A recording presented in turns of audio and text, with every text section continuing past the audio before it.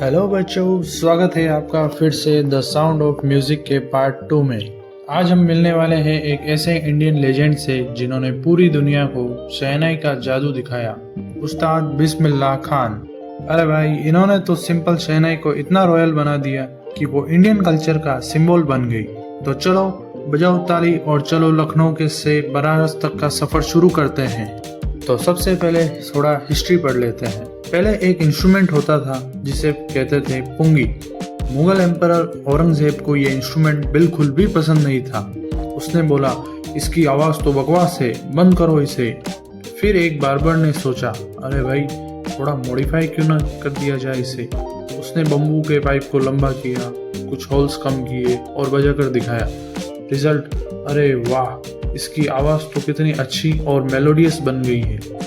क्यों ना इस इंस्ट्रूमेंट को फिर से शहंशाह के पास ले जाया जाए।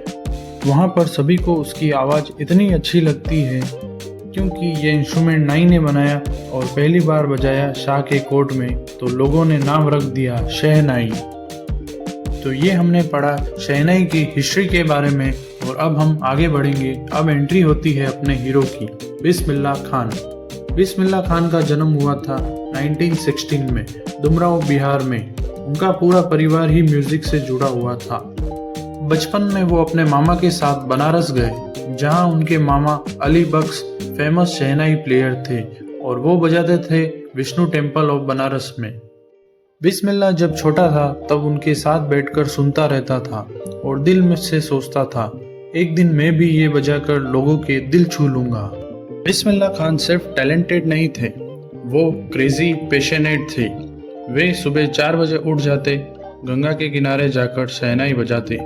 उन्हें लगता था गंगा की हवा में म्यूजिक और भी मीठा लगता है। दिन भर प्रैक्टिस करते, टेम्पल में बजाते और लोग बोलते, अरे भाई इनकी शहनाई तो प्रसाद लगती है। धीरे धीरे उनकी शहनाई बनारस की गलियों में गूंजने लगी। बिस्मिल्लाह खान जी का टैलेंट इतना बड़ा था कि उन्होंने इंडिया के हर बड़े स्टेज पर परफॉर्म किया। लेकिन एक दिन ऐसा आया जब उनका नाम हिस्ट्री में लिखा, achievements and awards of Bismillah Khan. उनके नाम पे अवार्ड्स की लाइन लगी हुई थी, जैसे पद्मश्री, पद्म भूषण, पद्म विभूषण और सबसे बड़ा भारत रत्न, जो उन्हें 1991 में मिला था। ये इंडिया के सबसे पहले शहनाई प्लेयर थे जिन्हें भारत रत्न मिला हुआ है। मतलब म्यूजिक के असली महारथी थे ये।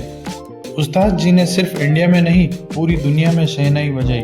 लंदन, टोक्यो, यूएसए, अफगानिस्तान, सब जगह पर उन्होंने शहनाई को क्लासिकल स्टेज तक पहुंचा दिया।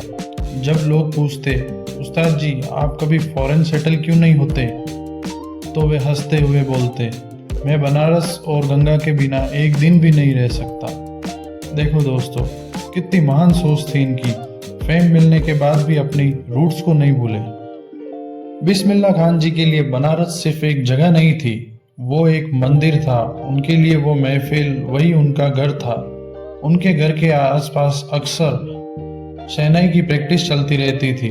कोई शादी या फिर टेम्पल हो, कोई फेस्टिवल हो, सब जगह शहनाई बजती थी और लोग बोलते थे, अरे खान साहब आ गए। उनके लिए म्यूजिक वर्शिप था और शहनाई उनकी पूजा की माला।